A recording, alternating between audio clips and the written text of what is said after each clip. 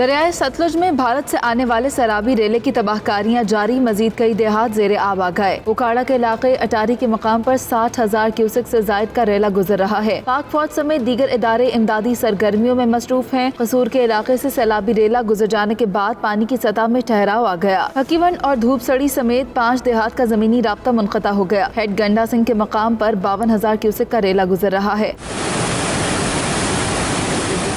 दरियाए सिंध में पानी की सतह में इजाफा। घोटकी में कच्चे के बाद पक्के का इलाका भी डूब गया। मीरापुर, बावल सिंधु सिंधरानी, खुदाबख्श सिंधरानी और बन्नू सिंधरानी जेरे आब आ गए। घरेलू सामान पानी में बह गया, जबकि इलाका मकीन नकल मकानी पर मजबूर हैं।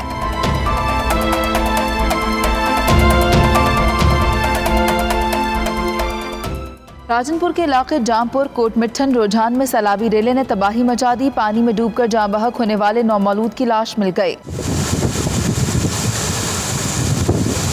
सैलाबी रेले से सैकड़ों एकड़ फसलें तबाह। मुतासिरीन को रिलीफ फराहम करने के लिए इमदादी सरगर्मियां जारी हैं और इमदादी इदारे भी सरगर्म हैं।